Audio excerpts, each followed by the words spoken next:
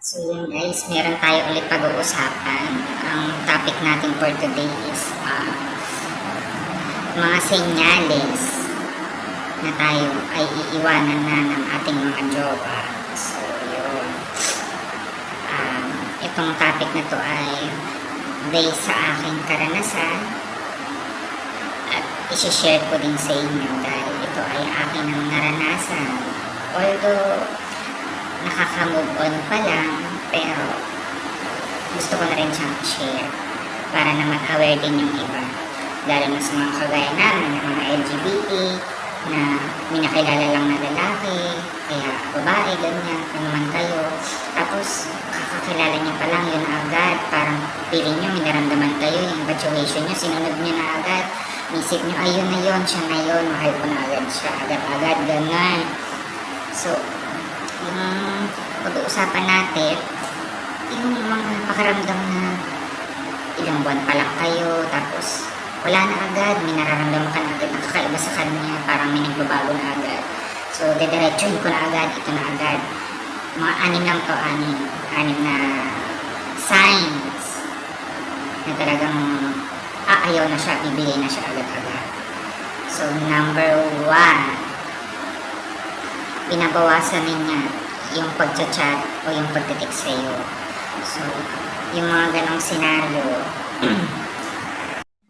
So, syempre, dahil sa unang linggo nyo, actually, unang araw, unang linggo, unang buwan, ang saya. Sobrang saya. Parang di ka na nakakaramdam ng lungkot. Parang pakaramdam mo siya na talaga. Bawat lakad nyo, nasa biyahe kayo, magka-holding hands kayo, tapos pumunta kayo sa mga lugar na, alam mo, kahit magkasama kayo, nakaakbay lang siya sa'yo, parang nilalakaran mo, parang ulap. Ganon yung pakaramdam ko dati. At syempre, mga ilang buwan, mga 2 months, ito na, hindi na nagpaparamdam, parang nagbabawas na siya ng mga, nagpaparamdam naman, pero nagbabawas na siya ng mga chat, text, ganyan. So, hindi ko rin alam kung bakit. Tapos, syempre doon pala nakakahalata ka na, diba? So, yung proceed na tayo sa number 2. So, yung number 2, lagi na lang siyang busy. Yun.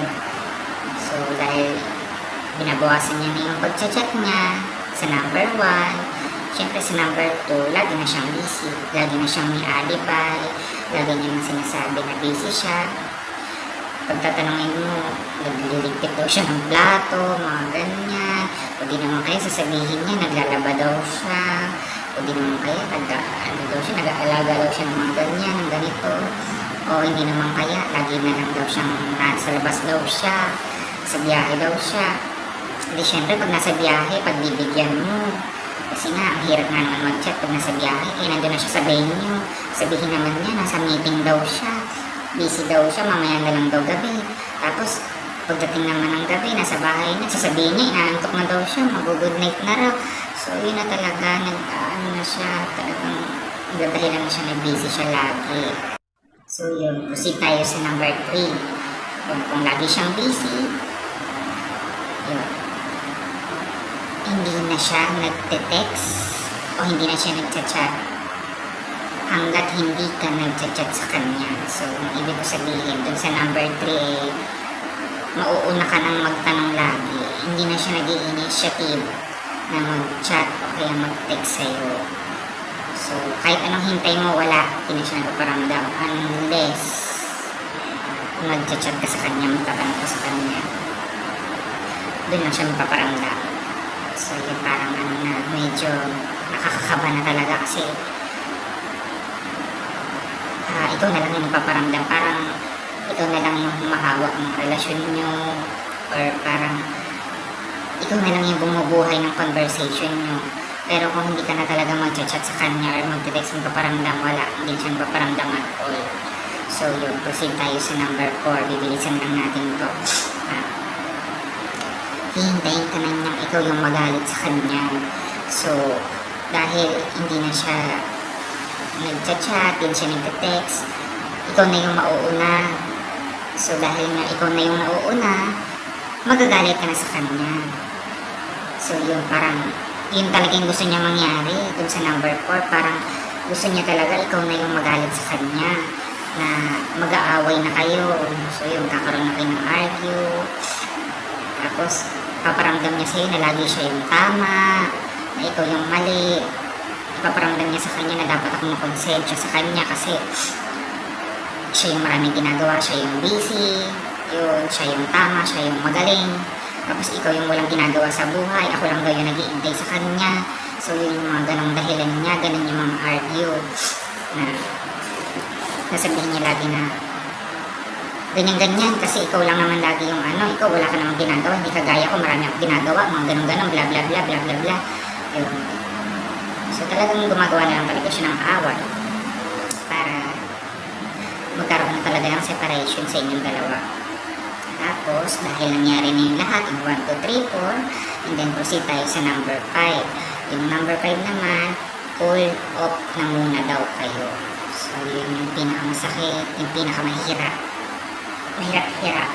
So mapapatanong ka na, wala naman akong ginagawa.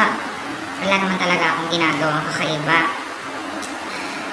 Ginawa ko naman ang lahat para magkaroon kami ng communication.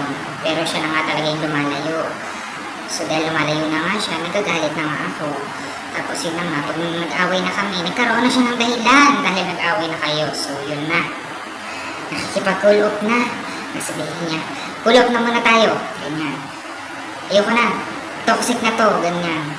Pag na ako sa sitwasyon na ganito, lagi ka na lang nagagalit. Pero hindi niya naman alam yung dahilan kung bakit ka naman nagagalit sa kanya. Or alam niya naman pero nagbibingi-bingihan at nagdededma-dedmaan lang siya. Dahil nga, ayaw niya na nga. So yun, nakikipag-cool off na siya. Cool off na raw muna para makapag-isip-isip. So nakakakaba na talaga, parang doon na talaga pupunta. So syempre, ikaw naman, magagalit ka na naman. Sasabihin mo na naman sa kanya, cool off pa, ba't hindi na lang maghiwalay? Ganun din naman. Yun. So hindi mo rin napag-isipan yung sinabi mo na hiwalay na lang kung hiwalay kaysa mag-cool off. So natuwa naman siya dahil nasabi mo na yung salitang hiwalay. Tapos pagdating doon sa pang-anim, ayun na, nakipaghiwalay na talaga siya. Ayun. So ikaw naman dahil nabigla ka sa sinabi mo, humingi ka na naman ng sorry. Sorry na talaga, sorry na my loves, or ano man yung tawagan niyo. Sorry na kasi hindi ko naman nabigla lang ako sa sinabi ko, mahal na mahal kita, ayoko pa talaga makapaghiwalay sa'yo. Pero dahil nasabi mo na yun sa kanya at bet niya naman talaga na makipaghiwalay, gusto niya talaga yung mga nangyayari, sasabihin niya, ay nako hindi na, nasabi mo na, ganyan, nasabi mo na yung gusto mong sabihin. At tsaka ganyan na rin naman talaga yung nangyayari, ayoko na, tama na yan, okay na yan, magkaibigan na lang tayo. So, yun yung pinakamasakit na part sa akin, na talagang sinabi niya na magkaibigan na lang daw kami, na wala naman akong ginagawa, na masama talaga.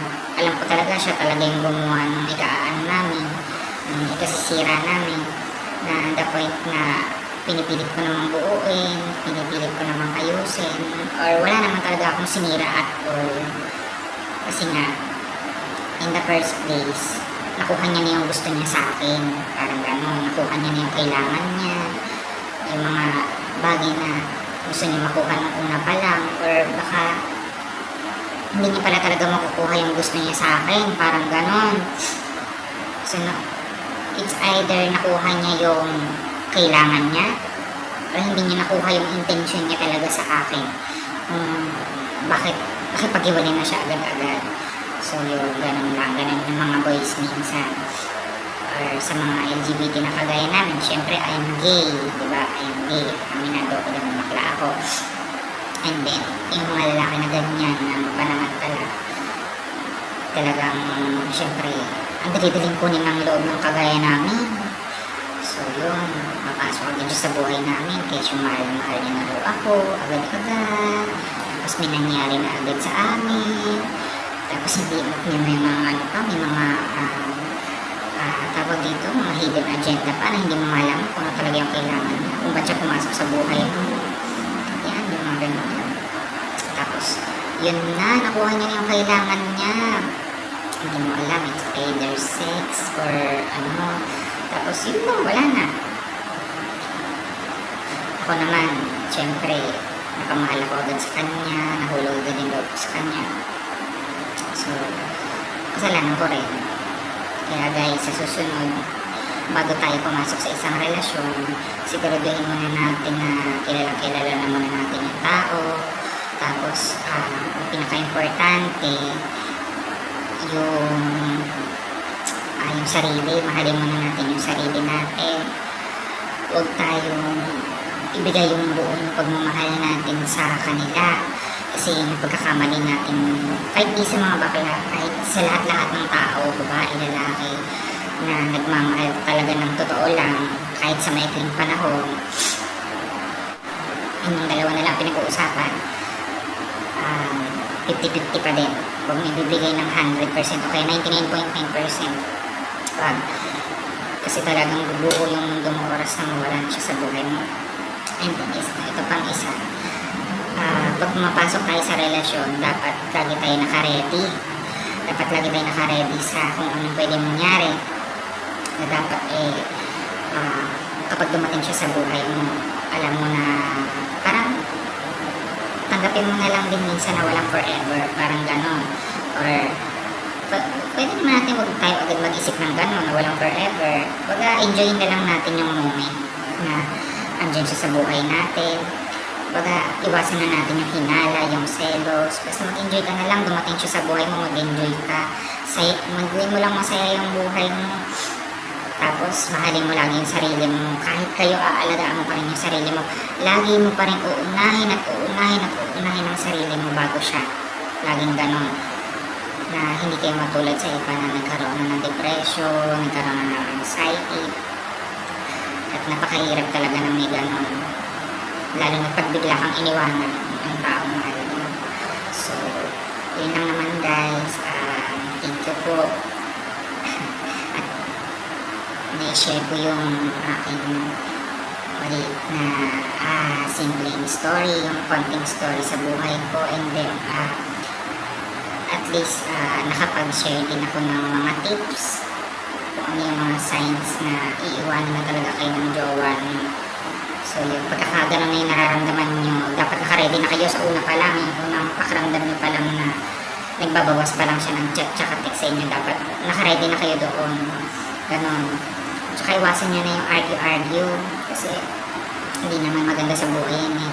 Hindi naman nakakagaan, lalo pa nakakabigat sa buhay. So yun, dapat light lang yung buhay natin kasi sa totoo lang, ang bigat na ng buhay natin, dapat gawin na lang natin magaan, gawin lang natin masaya. Tapos kung meron pa tayong ginagawang ibang activities, gawin natin yung mga dati natin ginagawa bago natin makilala yung lalaking yan o yung babaeng yan o kung sino pa man yan. Dapat lagi tayong, nandun pa rin tayo dun sa dati natin ginagawa. Yun lang yung pagkakamali ng ibang tao kasi simula nung nakilala nila yung lalaking gusto nila, iniwanan na nilang lahat, iniwanan na nila yung dati nilang tropa, nagkaroon na sila ng miscommunication sa pamilya, nakalimot na sa Diyos, kasi nga, nasa Kanya na lahat ng focus, sa Kanya mo na naikot yung mundo, ikaw yung naglagay sa mundo niya. Dapat, gumawa kayo ng sarili ng mundong dalawa, gano'n. Meron mundo na sarili doon, kayong dalawa naman, gagawa kayo ng sarili niyong mundo, hindi yung ikaw yung papasok sa mundo niya, kasi ang hirap nun eh, ikaw yung papasok sa mundo niya. Parang pinipilit mo na lang talaga yung sarili mo sa kanya. Mali talaga yun. Ang hirap ng ganang pakiramdam yun. Trying hard ka na, push ka na ng push, tapos wala, ganun pa rin naman. At the end of the time, ikaw pa rin naman yung talo. So, yun naman guys. Nasusunod ulit. Thank you po sa pakikinig.